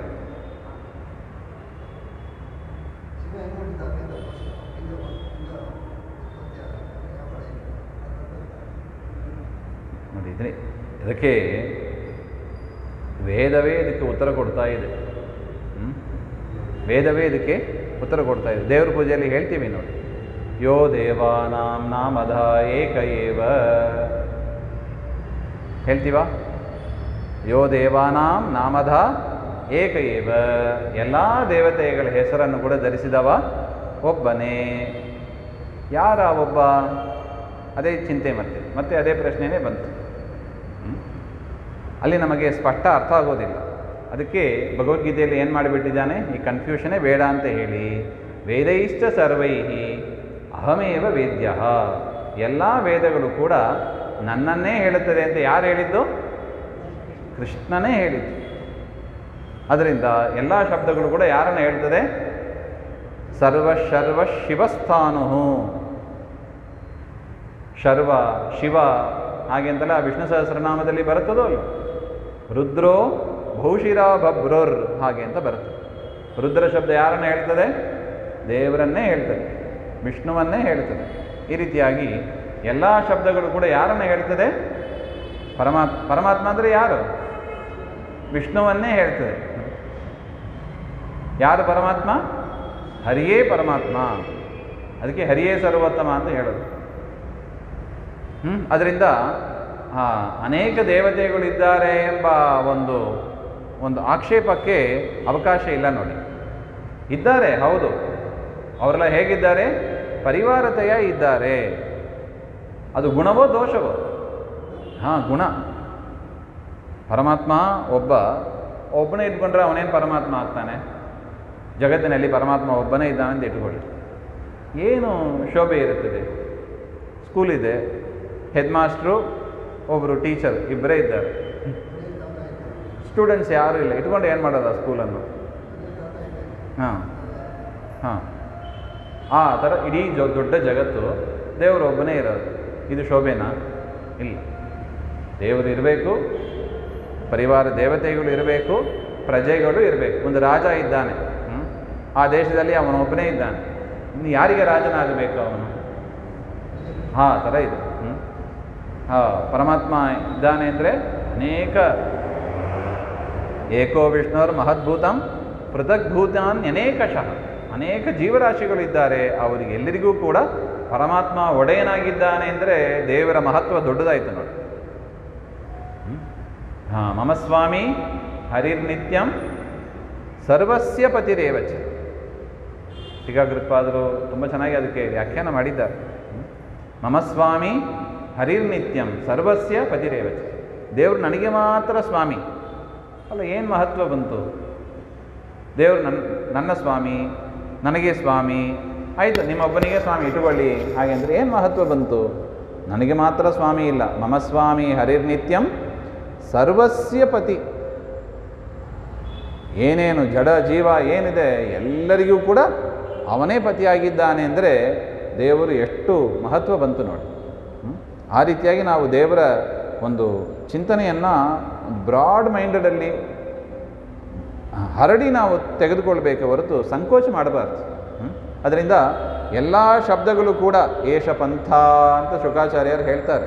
ಇದೇ ದ್ವಿತೀಯ ಭಾಗವತದಲ್ಲಿ ದ್ವಿತೀಯ ಸ್ಕಂದದಲ್ಲಿ ಬರುತ್ತದೆ ಏಷ ಪಂಥ. ಹಾಗೆಂದರೆ ಏನರ್ಥ? ಎಲ್ಲ ಶಬ್ದಗಳು ಕೂಡ ದೇವರನ್ನೇ ಹೇಳ್ತಾ ಇದೆ. ಆ ರೀತಿಯಾಗಿ ನಾವು ವ್ಯಾಖ್ಯಾನ ಮಾಡಬೇಕು. ಹಾಗೆ ಅಲ್ಲ, ಏನು ತೊಡಕಾಯಿತು ನಿಮಗೆ? ವೇದಗಳು ಬೇರೆ ದೇವತೆಗಳನ್ನು ಹೇಳ್ತಾ ಇದೆ. ಉದಾಹರಣೆಗೆ ಅಗ್ನಿ ಸೂಕ್ತ ಇದೆ, ಇಂದ್ರ ಸೂಕ್ತ ಇದೆ. ಅಗ್ನಿಯನ್ನು ಹೇಳುತ್ತದೆ, ಇಂದ್ರನನ್ನು ಹೇಳುತ್ತದೆ. ಸ್ವಲ್ಪ ಬಿಟ್ಟು ಕೊಟ್ರೇನು? ಬಿಟ್ಟುಕೊಟ್ಟು ಹೋಗಿ. ಯಾಕೆ ಬಿಟ್ಟು ಕೊಡೋದಿಲ್ಲ? ದೇವರಿಗೆ ಆಗಬೇಕಂತ ಯಾಕೆ ಹಠ ಮಾಡ್ತೀರಿ? ಅಲ್ಲ, ತೊಂದರೆ ಇಲ್ಲ. ಅಗ್ನಿ ಸೂಕ್ತ ಅಗ್ನಿಯನ್ನು ಹೇಳುತ್ತದೆ, ವರುಣ ಸೂಕ್ತ ವರುಣನನ್ನು ಹೇಳುತ್ತದೆ. ತೊಂದರೆ ಇಲ್ಲ. ಯಾವಾಗ ತೊಂದರೆ ಬರುತ್ತದೆ? ಪ್ರಳಯ ಕಾಲದಲ್ಲಿ ತೊಂದರೆ ಬರ್ತದೆ. ಅಲ್ಲ, ಪ್ರಳಯ ಕಾಲದಲ್ಲಿ ಏನು ತೊಂದರೆ ಬಂತು? ಪ್ರಳಯ ಕಾಲದಲ್ಲಿ ಯಾರೂ ಇಲ್ಲ, ಅಗ್ನಿಯೂ ಇಲ್ಲ, ಇಂದ್ರ ಇಲ್ಲ, ವರುಣ ಇಲ್ಲ, ವೇದಗಳು ಇದೆ. ಅರೆ, ಸ್ತೋತ್ರ ಇದೆ, ಸ್ತೋತ್ರ ಮಾಡಿಸಿಕೊಳ್ಳುವ ವ್ಯಕ್ತಿ ಇಲ್ಲ ಅಂದರೆ ಆ ಸ್ತೋತ್ರ ಯಾರಿಗೆ ಹೇಳಬೇಕು? ಭಗವಂತ ಅಂತ ಅರ್ಥ ಮಾಡಿದರೆ ಆಗ ಸರಿಗೆ ಮ್ಯಾಚ್ ಆಗ್ತಾ ಇದೆ ನೋಡಿ. ಅದರಿಂದ ಯಾವುದು ಸೂಕ್ತ? ಎಲ್ಲ ಕಾಲದಲ್ಲೂ ಎಲ್ಲ ಶಬ್ದಗಳು ಯಾರನ್ನು ಕೊಂಡಾಡುತ್ತವೆ? ಆ ವೇದಗಳು ನಾವು ತಿಳ್ಕೊಂಡಂತೆ ಅದು ಅನಿತ್ಯ ಅಲ್ಲ, ಅದು ನಿತ್ಯ. ಅದು ನಿತ್ಯವಾದ ವೇದ ಅದು ಇದೆ ಅಂತ ಆದ ಮೇಲೆ ಅದನ್ನು ಕೊಂಡಾಡುವ ವ್ಯಕ್ತಿಯೂ ಕೂಡ ಏನಾಗಿರಬೇಕು? ಎಲ್ಲ ಕಾಲದಲ್ಲೂ ಆ್ಯಕ್ಟಿವ್ ಆಗಿ ಇರಬೇಕು. ಪ್ರಳಯ ಕಾಲದಲ್ಲಿ ಇಲ್ಲ ಅಂದರೆ ಏನರ್ಥ? ಜೀವ ಇಲ್ಲ ಅಂತಲ್ಲ, ಜೀವ ಇನ್ಯಾಕ್ಟಿವ್ ಆಗಿ ಪರಮಾತ್ಮನ ಉದರದಲ್ಲಿ ಇದ್ದಾನೆ ಅಷ್ಟೇ. ಅದರಿಂದ ಆ್ಯಕ್ಟಿವ್ ಆಗಿರೋದು ಯಾರು? ಪರಮಾತ್ಮನೇ. ಯೋಗ ನಿದ್ರೆಯಲ್ಲಿ ಇದ್ದಾನೆ ಅವನು. ಅದರಿಂದ ವೇದಗಳು ಯಾರನ್ನು ಕೊಂಡಾಡುತ್ತವೆ? ಪರಮಾತ್ಮನನ್ನು ಕೊಂಡಾಡುತ್ತದೆ, ವಿಷ್ಣುವನ್ನು ಕೊಂಡಾಡುತ್ತದೆ ಅಂತ ಹೇಳಿದರೆ ತೊಂದರೆ ಇಲ್ಲ ನೋಡಿ. ಇಲ್ಲದಿದ್ದರೆ ಅಗ್ನಿಯನ್ನು ಹೇಳುತ್ತದೆ, ವರುಣನನ್ನು ಹೇಳುತ್ತದೆ, ಅವ್ರನ್ನ ಮಾತ್ರ ಹೇಳುತ್ತದೆ ಹಾಗೆ ಅಂತ ಹೇಳಿದರೆ ವಾದಿರಾಜ ಸ್ವಾಮಿಗಳು ಪ್ರಶ್ನೆ ಮಾಡ್ತಾರೆ, ಪ್ರಳಯ ಕಾಲದಲ್ಲಿ ಯಾರನ್ನು ಹೇಳ್ತದಪ್ಪ? ಏನು ಉತ್ತರ ಕೊಡಬೇಕು? ಯಾರೂ ಇಲ್ಲ. ಪ್ರಳಯ ಕಾಲದಲ್ಲೂ ಯಾರಿದ್ದಾನೋ ಅವನನ್ನೇ ಎಲ್ಲ ಕಾಲದಲ್ಲೂ ವೇದಗಳು ಕೊಂಡಾಡುತ್ತದೆ. ವೇದೇಶ್ಚ ಸರ್ವೈಹಿ ಅಹಮೇವ ವೇದ್ಯ, ನಾನೇ ಪ್ರತಿಪಾದ್ಯನಾಗಿದ್ದಾನೆ. ಅದರಿಂದ ನನಗೇನೆಂತ ಹೆಸರು? ಗೋವಿಂದ ಅಂತ ಹೆಸರು. ದೇವರಿಗೆ ಗೋವಿಂದ ಅಂತ ಹೆಸರಿಟ್ಟವರು ಯಾರು? ಇಂದ್ರದೇವರು. ಯಾಕೆ? ಮಳೆ ಸುರಿಸಿದರು ನೋಡಿ. ಮಳೆ ಸುರಿಸಿ ಮಹಾಪಾಪ ಮಾಡಿದರು ಅವರು, ಕೃಷ್ಣನ ವಿರೋಧ ಮಾಡಿದರು. ಅದಕ್ಕೆ ಪ್ರಾಯಶ್ಚಿತ್ತವಾಗಿ ಗೋವಿಂದ ಅಂತ ಹೇಳಿದರು. ಅದರಿಂದ ನಿತ್ಯ ನಾವು ಹೇಳಬೇಕಾದ ಯಾವುದು? ಗೋವಿಂದ ಶಬ್ದ. ಯಾಕೆ? ಅಷ್ಟು ಪಾಪಗಳನ್ನು ಕಳೆಯತಕ್ಕದ್ದು. ಅಷ್ಟು ಪಾಪಗಳನ್ನು ಮಾಡಿರ್ತೀವಿ, ಅಷ್ಟು ಪಾಪಗಳನ್ನು ಕಳೆಯತಕ್ಕದ್ದು ಮೂರು ಹೆಸರು. ಅಚ್ಯುತಾಯ ನಮಃ, ಅನಂತಾಯ ನಮಃ, ಗೋವಿಂದಾಯ ನಮಃ ಅಂತ. ಅಚ್ಯುತಾನಂತ ಗೋವಿಂದ ನಾಮೋಚ್ಚಾರಣ ಭೇಷಜಾತ್ ನಶ್ಯಂತಿ ಸಕಲ ರೋಗಾ ಸತ್ಯಂ ಸತ್ಯಂ ವದಾಮ್ಯಹಂ ಅಂತ ಇದೆ. ಅಚ್ಯುತ ಅಂತ ಹೇಳಿದರೆ ಅಚ್ಯುತಾನಂತ ಗೋವಿಂದ ಅಂದರೆ ಕಾಯೇನ ವಾಚ ಮನಸ ಮಾಡಿದ ದೋಷಗಳು ಹೋಗ್ತದೆ ನೋಡು. 3ರಿಂದ ನಾವು ಪಾಪಗಳನ್ನು ಸಂಪಾದನೆ ಮಾಡ್ತೀವಿ. ಯಾವುದರಿಂದ?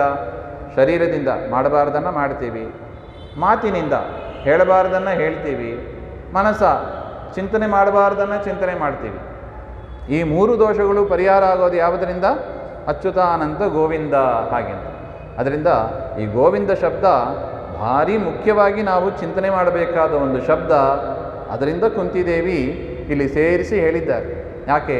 ಅನೇಕ ಪಾಪಗಳನ್ನು ನಾನು ಮಾಡಿದ್ದೇನೆ, ಆ ಪಾಪಕ್ಕೆಲ್ಲ ಪ್ರಾಯಶ್ಚಿತ್ತವಾಗಿ ಈ ಒಂದು ನಾಮಸ್ಮರಣೆ ಇರಲಿ ಹಾಗೆ ಅಂತ ಗೋವಿಂದಾಯ ನಮೋ ನಮಃ ಅಂತ ಇಷ್ಟು ಹೇಳ್ತಾ ಇದ್ದಾರೆ. ಗವಾಂ ವಿಂದಃ ಲಾಭಃ ಯಸ್ಯ ತಸ್ಮೈ ತತ್ಕೃತ ಉಪಕಾರಾನ್ ಅನುಸ್ಮರತಿ ಹಾಗೆ ಅಂತ ಮುಂದಿನ ಭಾಗ ಹೋಗ್ತದೆ. ಇನ್ನು ಎರಡನೇ ಶ್ಲೋಕ, ನಮಃ ಪಂಕಜನಾಭಾಯ ನಮಃ ಪಂಕಜಮಾಲಿನೇ ಹಾಗೆ ಅಂತ. ಪಂಕಜನಾಭ ಹಾಗೆಂದರೆ ಏನರ್ಥ? ಪದ್ಮನಾಭ ಅಂತ ಅರ್ಥ. ಪದ್ಮನಾಭ ಅಂದರೆ ಏನರ್ಥ? ಯಾರ ನಾಭಿಯಲ್ಲಿ ಪದ್ಮ ಇದೆಯೋ ಅವನು ಅಂತ ಅರ್ಥ. ಯಾರ ಅನಂತ ಪದ್ಮನಾಭ ಅಂತ ಹೇಳ್ತೀವಿ ನಾವು. ಅನಂತ ಪದ್ಮನಾಭ ಪೂಜೆ ಮಾಡುವವರೇ ಪ್ರಾಯಶಃ ನಾವೆಲ್ಲರೂ. ಹಾಗಿರುವಾಗ ಪದ್ಮನಾಭ ಅಂದರೆ ಏನರ್ಥ? ಪಂಕಜನಾಭ ಪದ್ಮನಾಭ ಎಲ್ಲ ಒಂದೇ ಅರ್ಥ.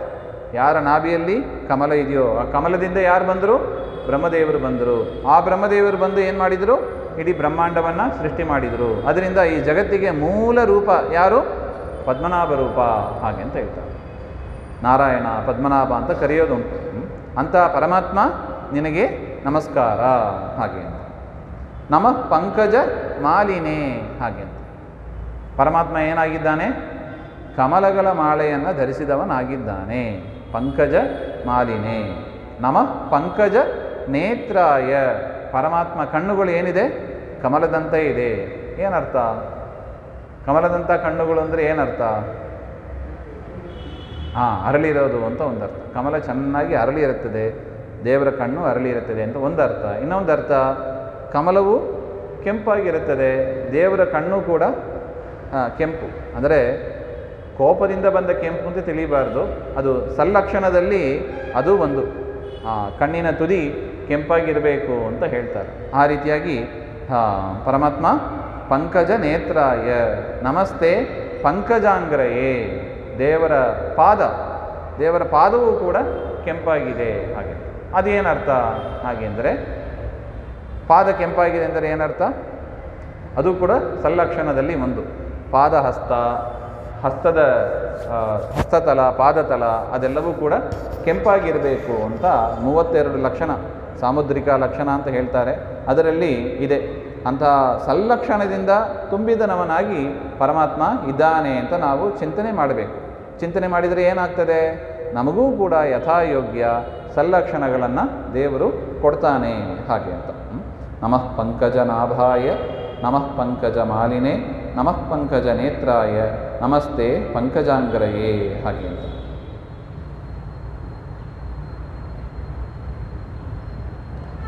ಮುಂದಿನ ಯಥಾ ಋಷಿಕೇಶ ಖಲೇನ ದೇವಕಿ ಕಂಸೇನ ರುದ್ಧಾತಿ ಚಿರಂ ಶುಚಾರ್ಪಿತಾ ವಿಮೋಹಿತಾಹಂಚ ಸಹಾತ್ಮಜಾ ವಿಭೋ ತ್ವಯೈವ ನಾಥೇನ ಮುಹುರ್ವಿಪದ್ಗಣಾತ್.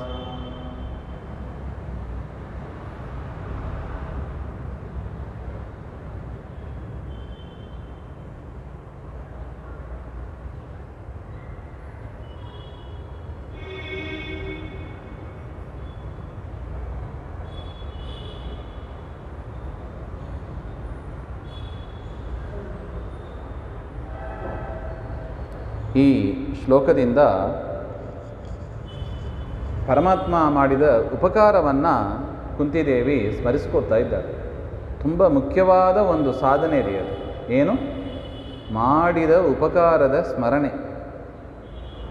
ಪರಮಾತ್ಮ ನಮಗೆ ಅನಂತ ಉಪಕಾರಗಳನ್ನು ಮಾಡಿದ್ದಾನೆ. ಅದೇನು ಅಂತ ಪಟ್ಟಿ ಮಾಡಬೇಕು. ವಾಯುದೇವರು ಅನಂತ ಉಪಕಾರ ಮಾಡಿದ್ದಾರೆ, ಅದೆಲ್ಲ ನೆನಪಿಸ್ಕೋಬೇಕು. ದೇವರ ಮುಂದೆ ನಿಂತಾಗ ಏನು ಮಾಡಬೇಕು? ದೇವರು ನಮಗೆ ಮಾಡಿದ ಉಪಕಾರ ಏನು ಹಾಗೆ ಅಂತ ಪಟ್ಟಿ ಮಾಡಿಕೊಂಡ್ರೆ ಅದು ಬರೆದಿಡಬೇಕಂತೆ. ತುಂಬ ದೊಡ್ಡದು ಇರುತ್ತದೆ. ಅದನ್ನೆಲ್ಲ ನೆನೆಸ್ಕೋಬೇಕು ಅಂತ ನಮಗೆ ಒಂದು ಪಾಠವನ್ನು ಕೂಡ ಕುಂತಿದೇವಿ ಇಲ್ಲಿ ತೋರಿಸಿಕೊಡ್ತಾ ಇದ್ದಾರೆ. ಯಥಾ ಋಷಿಕೇಶ ಖಲೇನ ದೇವಕಿ ಕಂಸೇನ ರುದ್ಧ. ಪರಮಾತ್ಮ ತಾನು ಅವತಾರ ಮಾಡಿದ್ದು ಕಾರಾಗೃಹದಲ್ಲಿ ಪರಮಾತ್ಮ ಅವತಾರ ಮಾಡ್ತಾ ಇದ್ದಾನೆ. ಆಗ ಕಂಸ ಏನು ಮಾಡಿದ್ದಾನೆ? ದೇವಕಿಯಲ್ಲಿ ಹುಟ್ಟಿದ 6 ಮಕ್ಕಳನ್ನು ಕೂಡ ಸಂಹಾರ ಮಾಡಿದ್ದಾನೆ. ದೇವಕಿಯಲ್ಲಿ ಹುಟ್ಟಿದ 6 ಮಕ್ಕಳನ್ನು ಕೂಡ ಸಂಹಾರ ಮಾಡ್ತಾನೆ. ಯಾಕೆ? ತನ್ನ ಪ್ರಾಣ ಉಳಿಬೇಕು ಹಾಗೆ ಅಂತ. ನೋಡಿ, ಅಸುರರು ಸ್ವಾರ್ಥಿಗಳಾಗಿ ಇರ್ತಾರೆ. ತನ್ನ ಪ್ರಾಣ ಉಳಿಬೇಕು ಅಂತ ಬೇರೆಯವ್ರ ಪ್ರಾಣವನ್ನು ಕೂಡ ತೆಗೆಯೋದಕ್ಕೆ ಹಿಂಜರಿಯಲ್ಲ ಅವರು. ಬೇರೆಯವ್ರ ಪ್ರಾಣ ಅಂದರೆ ಯಾರು? ಸ್ವತಃ ತಂಗಿ. ಮೊದಲು ತಂಗಿಯ ಪ್ರಾಣವನ್ನೇ ತೆಗೆಯೋಕ್ಕೆ ಹೊರಟವ ಅವ. ತಂಗಿ ಅಂತಲೂ ನೋಡೋದಿಲ್ಲ, ಒಂದು ಸ್ತ್ರೀ ಅಂತಲೂ ನೋಡೋದಿಲ್ಲ. ತಾನು ಉಳ್ಕೊಂಡ್ರೆ ಸಾಕು, ತಾನು ಚೆನ್ನಾಗಿ ಬದುಕಿದರೆ ಸಾಕು, ಬೇರೆಯವರು ಏನಾದರೂ ಏನು. ಇದೆಲ್ಲ ಯಾರ ಸ್ವಭಾವ? ದುಷ್ಟ ಸ್ವಭಾವ, ಅಸುರರ ಸ್ವಭಾವ. ನಮ್ಮಲ್ಲಿ ಹಾಗಿರಬಾರ್ದು ಅಂತಾರೆ. ನಾವೇನು ಮಾಡಬೇಕು? ಒಬ್ಬರು ಕಷ್ಟದಲ್ಲಿ ಇದ್ದಾರೆ ಹಾಗೆ ಅಂದರೆ ಸಹಾಯ ಮಾಡಬೇಕು. ಕಷ್ಟದಲ್ಲಿ ಇರುವವರಿಗೆ ಸಹಾಯ ಮಾಡಬೇಕು. ಯಾಕೆ? ಪರಮಾತ್ಮ ತುಂಬ ಪ್ರೀತನಾಗ್ತಾನಂತೆ. ಕಷ್ಟದಲ್ಲಿ ಇರುವವರಿಗೆ ಸಹಾಯ ಮಾಡಿದರೆ ಪರಮಾತ್ಮ ಮೆಚ್ತಾನೆ. ಆದರೆ ಆ ಸಂದರ್ಭದಲ್ಲಿ ಏನು ಮಾಡಲಿಕ್ಕಾಗಲ್ಲ. ತುಂಬ ವಿಚಾರ ಉಂಟು. ಈ 6 ಜನ ಸತ್ತರಲ್ಲ, ಅವರು ಯಾರು? ಅವರೆಲ್ಲ ಹಿಂದೆ ಸಜ್ಜನರೇ ಅವರೆಲ್ಲ. ದೇವಲ ಅಂತ ಒಂದು ಋಷಿಯನ್ನು ನೋಡಿ, ಮರೀಚಿಯ ಮಕ್ಕಳು ಅವರು, ಮರೀಚಿ ಋಷಿಗಳ ಮಕ್ಕಳು. ಒಂದು ದೇವಲ ಎನ್ನತಕ್ಕ ಋಷಿಯನ್ನು ನೋಡಿ ಅವರ ಶರೀರ ಕೃಷಿಯಾಗಿ ಇತ್ತು ಅಂತೇಳಿ, ತುಂಬ ಸಣ್ಣದಾಗಿ ಇತ್ತು ಅಂತ ಹೇಳಿ ಅವರನ್ನು ಅವಮಾನ ಮಾಡ್ತಾರೆ. ಅವಮಾನ ಮಾಡಿದಾಗ ಅವರು ಶಾಪ ಕೊಡ್ತಾರೆ, ನೀವು ಅಸುರರಾಗಿ ಹುಟ್ಟಿ ಹಾಗೆ ಅಂತ. ಅಸುರರಾಗಿ ಹುಟ್ಟಿ ಅವರು ಕಾಲನೇಮಿ ಮಕ್ಕಳಾಗಿ ಹುಟ್ಟಿದ್ದಾರೆ. ಕಾಲನೇಮಿ ಮಕ್ಕಳಾಗಿ ಹುಟ್ಟಿ ಅವರು ಬ್ರಹ್ಮದೇವರನ್ನು ಕುರಿತು ತಪಸ್ಸು ಮಾಡ್ತಾರೆ. ಬ್ರಹ್ಮದೇವರನ್ನ ಕುರಿತು ತಪಸ್ಸು ಮಾಡ್ತಾರೆ. ಆಗ ಬ್ರಹ್ಮದೇವರು ವರ ಕೊಡ್ತಾರೆ. ಅದು ಹಿರಣ್ಯಕಶಿಪುವಿನ ಕಾಲ. ಹಿರಣ್ಯಕಶಿಪುವಿಗೆ ಸಿಟ್ಟು ಬಂತಂತೆ. ಅಲ್ಲ, ನಾನಿಲ್ಲಿ ಕೂತಿದ್ದೀನಿ 3 ಲೋಕದ ಒಡೆಯನಾಗಿ, ನನ್ನನ್ನು ಬಿಟ್ಟು ಬ್ರಹ್ಮದೇವರ ಹತ್ರ ತಪಸ್ಸು ಮಾಡ್ತೀರಾ ನೀವು? ನಿಮ್ಮ ತಂದೆಯಿಂದಲೇ ನೀವು ಮೃತರಾಗಿ ಹಾಗೆ ಅಂತ. ಬ್ರಹ್ಮದೇವರು ದೀರ್ಘಾಯುಷಿಗಳಾಗಿ ಅಂತ ವರ ಕೊಟ್ಟಿದ್ದಾರೆ. ಹಿರಣ್ಯಕಶಿಪು ನಿಮ್ಮ ತಂದೆಯಿಂದಲೇ ಸಾವು ಬರಲಿ ಅಂತ ಕೊಟ್ಟಿದ್ದಾರೆ. ಏನು ಮಾಡಬೇಕು? ದುರ್ಗಾದೇವಿ ಏನು ಮಾಡಿದರು? ಪರಮಾತ್ಮ ಹೇಳಿದನಂತೆ, ದುರ್ಗಾದೇವಿಗೆ ಆಜ್ಞೆ ಮಾಡ್ತಾನೆ. ಆ ಕಾಲನೇಮಿನೇ ಯಾರಾಗಿ ಬಂದದ್ದು? ಕಂಸನಾಗಿ ಬಂದದ್ದು. 6 ಜನ ದೇವಕಿಯಲ್ಲಿ ದುರ್ಗಾದೇವಿ ಏನು ಮಾಡಿದರು? ಆ ಕಾಲನೇಮಿ ಮಕ್ಕಳಿದ್ದರಲ್ವಾ, ಅವರನ್ನೆಲ್ಲ ಒಂದು ಕಡೆ ಗುಹೆಯಲ್ಲಿ ಇಟ್ಟು 6 ಜನ ಮಲಗಿದ್ದಾರೆ. ಒಬ್ಬೊಬ್ಬರೇ ಶರೀರದಿಂದ ತೆಗೆಯೋದು, ದೇವಕಿ ಉದರದಲ್ಲಿ ಇಡೋದು, ಕಂಸ ಸಂಹಾರ ಮಾಡೋದು, ವಾಪಸ್ ತಗೊಂಡೋಗಿ ಆ ಶರೀರದಲ್ಲಿ ಇಡೋದು. ಇದು ದುರ್ಗಾದೇವಿ ಮಾಡಿದ ಕೆಲಸ. ಈ ರೀತಿಯಾಗಿ ಮಾಡಿ ನೋಡಿ, ಮಾಡಿದ ಕರ್ಮ ಬೆನ್ನಟ್ಕೊಂಡು ಹೇಗೆ ಬರುತ್ತದೆ ನೋಡಿ. ಅದರಿಂದ ಹೇಳೋದು, ದೊಡ್ಡವರ ನಿಂದೆ, ದೊಡ್ಡವರ ಅವಮಾನ ಮಾಡಬೇಡಿ ಹಾಗೆ ಅಂತ. ಯದ್ಯಪಿ ಸಜ್ಜನರು, ಮರೀಚಿ ಋಷಿಗಳ ಮಕ್ಕಳು, ಇನ್ನೊಂದು ಋಷಿಯನ್ನು ನೋಡಿ ಅವಮಾನ ಮಾಡಿದರು. ನಾವು ಋಷಿಗಳನ್ನು ಅವಮಾನ ಮಾಡೋದಲ್ಲ, ಸಾಕ್ಷಾತ್ ಪರಮಾತ್ಮನನ್ನೇ ಅವಹೇಳನ ಮಾಡ್ತೀವಿ. ಎಷ್ಟೋ ಸಂದರ್ಭದಲ್ಲಿ ಗೊತ್ತಿಲ್ಲದೆ ಮಾಡ್ತೀವಿ, ಗೊತ್ತಿದ್ದೂ ಮಾಡ್ತೀವಿ. ಅಲ್ಲ, ನಾ ಮಾಡೇ ಇಲ್ಲಲ್ಲ ಹಾಗೆ ಅಂತ ಹೇಳಿದರೆ, ದೇವರ ಆಜ್ಞೆಯನ್ನು ತಿರಸ್ಕಾರ ಮಾಡೋದೇ ಒಂದು ದೊಡ್ಡ ಅಪರಾಧ. ದೇವರನ್ನು ಸ್ಮರಿಸದೇ ಇರುವುದು ಒಂದು ಅಪರಾಧ. ಅನೇಕ ಅಪರಾಧಗಳನ್ನು ನಾವು ಮಾಡ್ತೀವಿ. ಅದು ಹೇಳಿದರು ನೋಡಿ, ನಮಗೆ ಸ್ತೋತ್ರ ನಮಸ್ಕಾರ ಅದೇ ನಮ್ಮನ್ನು ಕಾಪಾಡೋದು. ಭಕ್ತಿಯೋಗ ಮಾಡುವಷ್ಟು ಸಾಮರ್ಥ್ಯ ಪಕ್ವತೆ ನಮಗೆ ಬಂದಿಲ್ಲ. ಕನಿಷ್ಠ ದೇವರ ಒಂದು ಸ್ತೋತ್ರ ನಮಸ್ಕಾರ ಇವುಗಳನ್ನಾರು ನಾವು ಮಾಡಬೇಕು ಹಾಗೆ ಅಂತ. ಇಲ್ಲದಿದ್ದರೆ ನಾವು ಮಾಡಿದ ಕರ್ಮ ಅದು ಭಾರಿ ಘೋರವಾಗಿಯೇ ಇರ್ತದೆ. ಅದರ ಶಿಕ್ಷೆ, ದೇವರು ಕರುಣಾಳು, ಎಲ್ಲವನ್ನೂ ಮಾಫಿ ಮಾಡ್ತಾನೆ, ತೆಗೆದಾಕ್ತಾನೆ ಅವನು. ನೋಡಿದರೆ 6 ಜನ ಮಕ್ಕಳು ಸತ್ತರು. ಆದರೂ ದೇವಕಿಗೆ ನೋಡಿ ಎಷ್ಟು ಕಷ್ಟ ಇತ್ತು. ಈ 6 ಜನ ಮಕ್ಕಳು ಏನೋ ತಪ್ಪು ಮಾಡಿದರು, ಸರಿ. ದೇವಕಿಗೆ ಏನಾಯಿತು? ವಸುದೇವನಿಗೆ ಏನಾಯಿತು? ಅವರು ದುಃಖ ಅನುಭವಿಸಬೇಕಾದ ಒಂದು ಪ್ರಸಂಗ ಬಂತಲ್ಲ ಹಾಗೆ ಅಂತ. ಅದನ್ನು ಕುಂತಿದೇವಿ ಹೇಳ್ತಾ ಇದ್ದಾರೆ. ತಾನು ಸುಖವಾಗಿರಬೇಕು ಎನ್ನುವ ದೃಷ್ಟಿಯಿಂದ ಇಂದ್ರಿಯಾರಾಮೇಣ ಕಂಸೇನ, ತಾನು ಸುಖವಾಗಿರಬೇಕು ಅಂತ ಕಂಸ ಏನು ಮಾಡಿದ? ದೇವಕಿಗೆ ಭಾರೀ ಹಿಂಸೆಯನ್ನು ಕೊಟ್ಟ. ಭಾರೀ ದುಃಖಕ್ಕೆ ದೇವಕಿ ಒಳಗಾಗಿದ್ದಳು. ಆ ಸಂದರ್ಭದಲ್ಲಿ ದೇವಕಿಯನ್ನು, ಸ್ವಾಮಿ ನೀನು ಹೇಗೆ ರಕ್ಷಣೆ ಮಾಡಿದಿ? ಸ್ತ್ರೀ ಎಂದು ಕೈ ಬಿಟ್ಟಿಲ್ಲ ನೋಡಿ ದೇವರು. ಜಪಿ ತಾಯಿ ಇರ್ಬೋದು, ಆದರೂ ಕೂಡ ಪರಮಾತ್ಮ ಏನು ಮಾಡಿದ? 7ನೇ ಗರ್ಭ, ದೇವಕಿ ಉದರದಲ್ಲಿ 3 ತಿಂಗಳು ಮತ್ತೆ ದುರ್ಗಾದೇವಿಗೆ ಪರಮಾತ್ಮ ಆಜ್ಞೆ ಮಾಡಿ ಅಲ್ಲಿದ್ದ ಗರ್ಭವನ್ನು ರೋಹಿಣಿ ಉದರಕ್ಕೆ ಟ್ರಾನ್ಸ್ಫರ್ ಮಾಡ್ತಾನೆ. ರೋಹಿಣಿ ಉದರದಲ್ಲಿ ಬಲರಾಮ ದೇವರು ಬೆಳೀತಾರೆ. ತದನಂತರ ತಾನು ಆ ದೇವಕಿ ಗರ್ಭವನ್ನು ಪ್ರವೇಶ ಮಾಡ್ತಾ ಇದ್ದಾನೆ. ಪ್ರಕಾಶ, ಎಂಥ ಪ್ರಕಾಶ! ಕಾರಾಗೃಹ ಕತ್ತಲೆ ಕೋಣೆಯದು, ಅಲ್ಲಿ ಬರೀ ಪ್ರಕಾಶ. ಕಂಸನಿಗೆ ಭಯ ಅಂದರೆ ಭಯ. ಇದೇ ನನ್ನನ್ನು ಕೊಲ್ಲುವ ಮಗು, ನೋಡಿ ಇದೇ ಸಾಕ್ಷಿ, ಎಷ್ಟು ಪ್ರಕಾಶವಾಗಿದೆ. ಕೃಷ್ಣ ಇದ್ದ ಕಡೆ ಕತ್ತಲೆಯಲ್ಲಿ ಇರ್ತದೆ ರೀ. ಅವನ ಹೆಸರಿಗೆ ಅಷ್ಟೇ ಕೃಷ್ಣ, ಹೆಸರಿಗಷ್ಟೇ ಕಪ್ಪು ಅವನು, ಆದರೆ ಒಳಗಿಂದ ಭಾರೀ ಬಿಳುಪು, ಭಾರೀ ಪ್ರಕಾಶ. ದೇವರು ಕಪ್ಪಾಗಿದ್ದರೂ ಪ್ರಕಾಶ. ಪ್ರಕಾಶ ಅಂದರೆ ಏನು? ಕೋಟಿ ಸೂರ್ಯ ಸಮಪ್ರಭಾ ಅಂತ ಹೇಳ್ತಾರೆ. ಕೋಟಿ ಸೂರ್ಯದಂತೆ ಪ್ರಕಾಶಮಾನನಾದವ ಪರಮಾತ್ಮ. ಪರಮಾತ್ಮ ತಾನು ಯಾವಾಗ ಇಂಥ ಪ್ರಕಾಶ ಆಯಿತೋ ಆಗ ದೇವಕಿಗೆ ಭಾರಿ ಸಂತೋಷ ಆಯ್ತಂತೆ.